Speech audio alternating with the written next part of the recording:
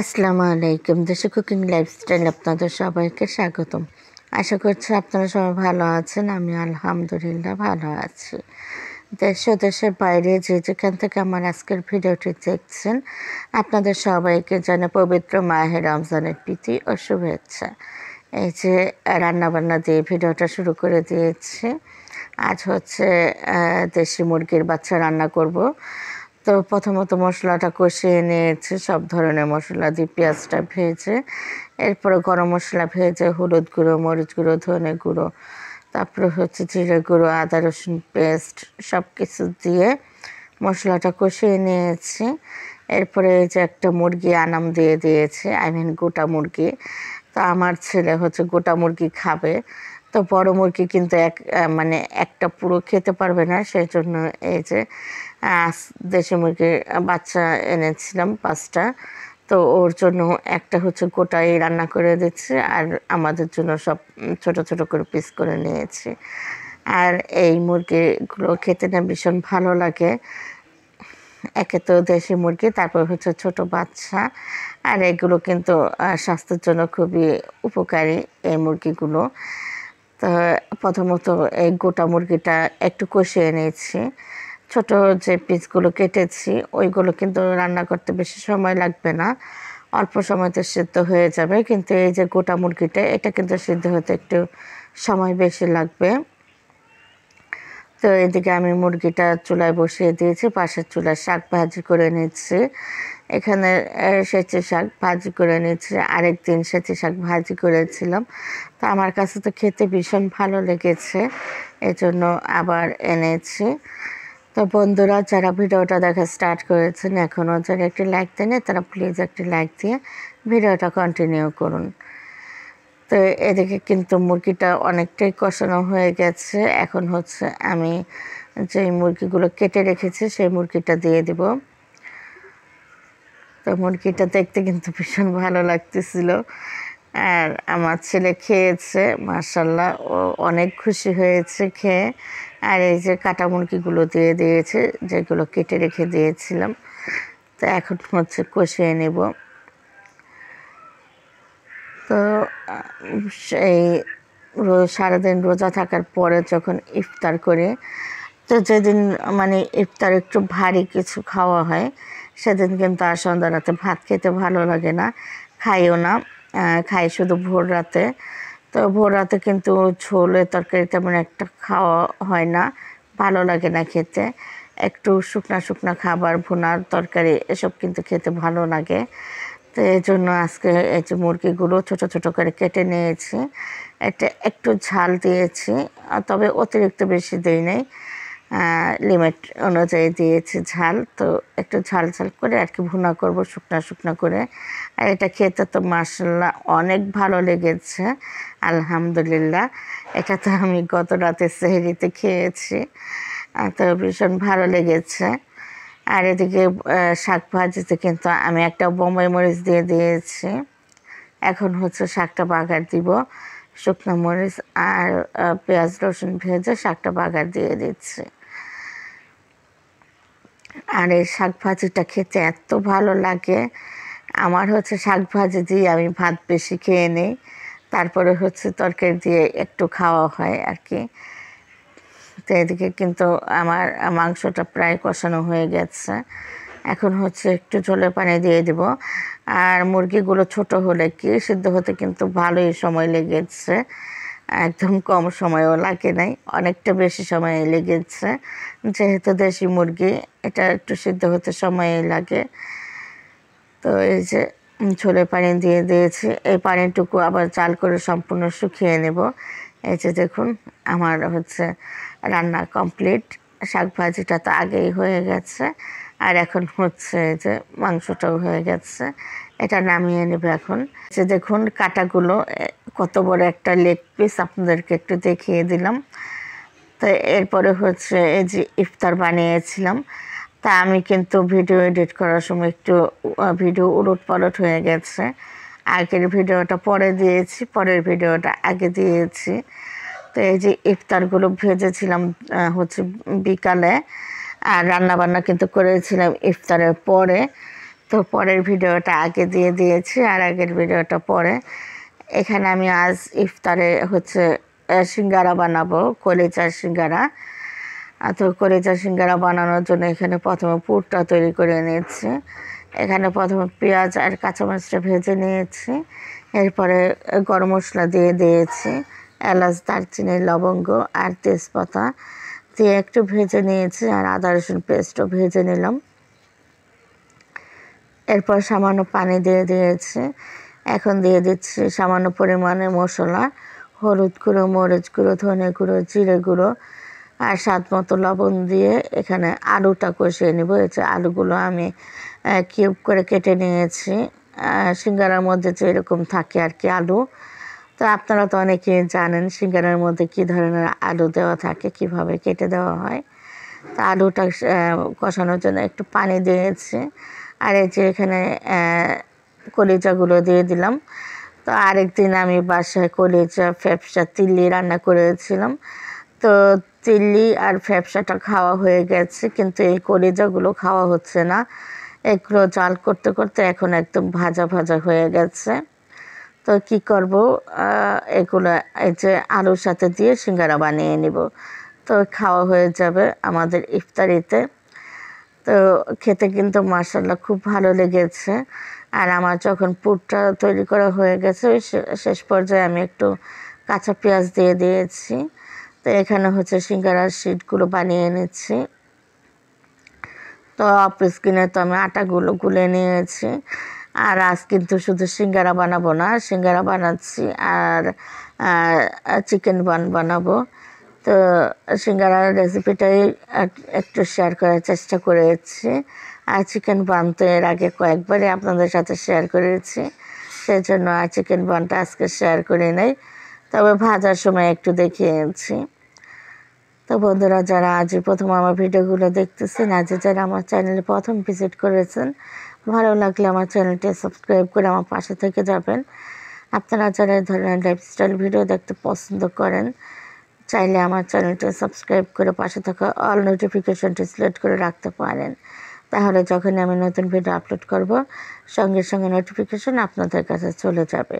তখন আপনারা আপনাদের সময় সুযোগ মতো ভিডিওগুলো দেখে নিতে পারবেন। আর অলরেডি যারা আমার চ্যানেলটি সাবস্ক্রাইব করে দিয়েছেন, তাদের সবাইকে অসংখ্য ধন্যবাদ। তো আমার শিটগুলো বানানো হয়ে গেছে, এখন হচ্ছে আমি পুর ভরবো। তো দেখুন কিভাবে বানাচ্ছি। প্রথমত আমরা ওই যে খিলিপান বিক্রি করে না, তো সেরকম একটা খিলিপানের মতো বানিয়ে নিলাম, আর চেপে চেপে দুই মাথায় একদম বন্ধ করে দিয়েছি যাতে ছুটে না যায়। খুব ভালোভাবে চেপে বন্ধ করে দিয়েছি। এরপরে এই যে পুরটা রেডি করেছিলাম, তো সেই পুরটা দিয়ে দিচ্ছি, আলু আর কলিজার পুর। তো এই ধরনের সিঙ্গারা না দোকান থেকে কিনে খেতে হলে কিন্তু একটু চড়া দামে কিনতে হয়। তা আজ আমরা হচ্ছে বাড়িতেই বানিয়ে নিলাম। দোকানের চাইতেও বেশি টেস্টি হয়েছে আমাদের ঘরের তৈরি সিঙ্গারা। আর দোকানের চাইতে কিন্তু ঘরের বানানো খাবারগুলো স্বাস্থ্যসম্মত হয়। তো সেজন্য যতটা সম্ভব বাড়িতেই চেষ্টা করি মুখরোচক খাবারগুলো তৈরি করার। এই যে একটা সিঙ্গারা তৈরি করে নিয়েছি। তো আপনাদের দেখার সুবিধার্থে আরেকটা তৈরি করে দেখিয়ে দিচ্ছি। আর কি বলবো বন্ধুরা, আজকে যখন আটা গুলেছি, আমি হচ্ছে এই যে এগুলো বেলার জন্য যে আটা রাখবো সেটাই রাখতে ভুলে গেছি। এখন যখন সিঙ্গারা শিটগুলো তৈরি করব, বেলতে গিয়ে এখন দেখে আটা নেই। তো কী করবো, বেসন নিয়ে নিয়েছি। তো বেসন দিয়ে আর কি বেলে দিচ্ছি। কি মানে বুদ্ধি থাকলে আর কি ঘর জমে থাকতে হয় না শ্বশুরবাড়ি, তাই না? তো এই যে আমি বুদ্ধি করে বেসন দিয়ে বেলে নিয়েছি, কোনো সমস্যা হয় নাই, খুব ইজিলি বেলা গেছে। তো এই যে আরেকটাও বানিয়ে নিচ্ছি সিঙ্গারা। আর একদম ঠেসে ঠেসে পুর দিয়েছি ভরে ভরে। এভাবে পুর দিলে তো মানে ভীষণ ভালো লাগে। আর দোকান থেকে আনলে তো মানে নামে করে যা দুই এক পিস থাকে তো থাকে না, আলুর এই কাজ। আর আমার সিঙ্গারার মধ্যে আলুর চাইতে কলেজাটাই বেশি ছিল। তো এই যে আমি সবগুলো সিঙ্গারা বানিয়ে নিয়েছি। আমি এখানে 20টা সিঙ্গারা বানিয়েছি। তো এখন হচ্ছে এগুলো ভেজে নেব। আর এদিকে এই যে চিকেন বানগুলো বানিয়ে নেওয়া হয়েছে। তো এখন চুলায় 2টা ভাজবো। তো চলুন বন্ধুরা, আপনাদেরকে সাথে নিয়ে আমি এখন এগুলো ভেজে নেই। আর এর আগে কিন্তু চিকেন বানের ফুল রেসিপিটাই আমার চ্যানেলে আপলোড করা আছে, আপনারা চাইলে দেখে নিতে পারেন। তো এখন হচ্ছে সবগুলো ভেজে নেব। আর আমাদের ইফতার কিন্তু আজকে এগুলো দিয়েই হবে। এই যে চুলায় তেল দিয়ে তেলটা গরম করে নিয়েছে। তেলটা কিন্তু একদম হাই হিট করা যাবে না, একটু গরম করে নিলেই হবে। তো এরপরে চুলাটা একদম লোতে রেখে তারপরে হচ্ছে সিঙ্গারাগুলো দিয়ে দিচ্ছি। আর সিঙ্গারাটা দেওয়ার সময় অবশ্যই চুলাটা লো ফ্লেমে রাখতে হবে, আর যাতে ফুলে না যায় সেদিকটা খেয়াল রাখতে হবে। একদমই ফুলতে দেওয়া যাবে না, এগুলো হচ্ছে এমনিতেই ভেজে নিতে হবে। তো আমি কিন্তু 2বারে সিঙ্গারাগুলো ভাজবো, 10টা 10টা করে ভেজে নিব সিঙ্গারা। আর এই যে পাশের চুলায় হচ্ছে বানগুলো ভেজে নিচ্ছি, চিকেন বান। তো আমার কিন্তু একবার ভাজা হয়ে গেছে, এগুলো এখন তুলে নিব, এরপরে আবার বাকিগুলো ভেজে নিব। তো আমি এখন একে একে তেল ঝরিয়ে সবগুলো বান তুলে নিচ্ছি। আমার এই চিকেন বানটা তো আমার ফ্যামিলিতে আমার বাচ্চারা ভীষণ পছন্দ করে। আমার ফ্যামিলির সবাই খুব পছন্দ করে খায় এই চিকেন বানটা, তবে বাচ্চারা একটু বেশি পছন্দ করে। আর আজকে চিকেন বানটা আমার মেয়ে আর কি বানিয়েছে, আমি দেখিয়ে দিয়েছি। তো হচ্ছে ভালোভাবে আর কি ময়ানটা দিতে পারে নাই, বানানোর সময় কিন্তু একটু ময়ান দিতে হয়। তো সেই জন্য একটু উপরে ফেটে ফেটে গেছে, তো সমস্যা নেই, খাওয়া হয়ে গেছে। খেতে তো টেস্ট একই রকম ছিল, শুধু উপরটা একটু ফেটে গেছে এই যা। তো আমি যখন চিকেন বানগুলো বানাই আমি খুব ভালোভাবে আটাগুলো মথে নেই, এতে করে চিকেন বানগুলো একদম স্মুথ হয়, একটু ফেটে যায় না, খুব সুন্দর হয়। তো সবাই তো আর একরকমভাবে কাজ করে না, কারো কাজ একটু ভালো হয় বেশি, কারো কাজ একটু সমস্যা হয়। এটা কোনো সমস্যা নেই, আস্তে আস্তে শিখে যাবে। আর যেহেতু ও এখনও ছোট, তো দেখতে দেখতে শিখে যাবে, সমস্যা হবে না। আর এরপরে হচ্ছে আমার চিকেন বান আর সিঙ্গারা ভেজে তুলে তারপরে হচ্ছে ডিমের চপ ভেজে নিচ্ছি। তো আজ কিন্তু ডিমের চপ বানাতে চাই নাই, তবে এই ডিমগুলো আমার আগের দিন সিদ্ধ করা ছিল, তো সেজন্য ভাবলাম যে বানিয়ে নিই, খাওয়া হয়ে যাবে। আর আজ কিন্তু আপনাদের ভাইও আমাদের সাথে ইফতার করেছে, উনি বাড়িতে ছিল, ওনার শরীরটা হচ্ছে অসুস্থ। প্রথম রোজা থেকে ওনার জ্বর, গলা ব্যথা, তো অসুস্থ শরীর নিয়ে উনি আর কি কাজ করতেছে। গতকাল আর মানে অনেক বেশি খারাপ লেগেছে শরীর, সেজন্য মানে দুপুরবেলায় চলে এসছে বাড়িতে। আর এই যে দেখুন আমি হচ্ছে মাঠা তৈরি করে নিচ্ছি। যখন মাঠা তৈরি করব দেখি কারেন্ট চলে গেছে, তো কি করব, আমার তো করে নিতে হবে তাই না। তো এই যে দেখুন বুদ্ধি করে হাঁড়ির মধ্যে নিয়ে নিয়েছি, আর হাঁড়িটা যাতে নড়াচড়া না করে সেই জন্য নিচে একটা কাপড় বিছিয়ে নিয়েছি।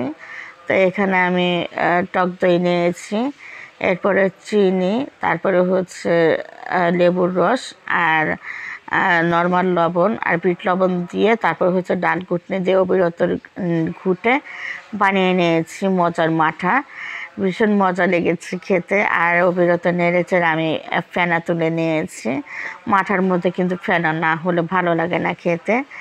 তো এরপরে এই যে আমাদের ইফতারের টেবিলটা এক ঝলক ভিডিও করে নিয়েছি। এখানে কি কি আছে, জিলেপি আছে, তারপরে আছে হচ্ছে খেজুর, তারপরে আছে কলিজা সিঙ্গারা আর ডিমের চপ, তারপরে আছে মাঠা, আর হচ্ছে চিকেন বান আর তরমুজ। আর এই বছরের এই ফার্স্ট তরমুজ খেলাম, আলহামদুলিল্লাহ। প্রথম তরমুজ কিনে কিন্তু আমাদের অনেক জিতা হয়েছে, ভীষণ মিষ্টি ছিল তরমুজটা, একদম বেলে আর মিষ্টি রসালো ছিল, ভীষণ ভালো লেগেছে তরমুজটা খেতে। তো এই বছরে প্রথম তরমুজ খেয়ে তো ভীষণ ভালো লেগেছে, আলহামদুলিল্লাহ। তো এই যে আমাদের সপ্তম রোজার ইফতার কমপ্লিট করলাম। তো সবাই ভালো থাকবেন, সুস্থ থাকবেন। আল্লাহ হাফেজ।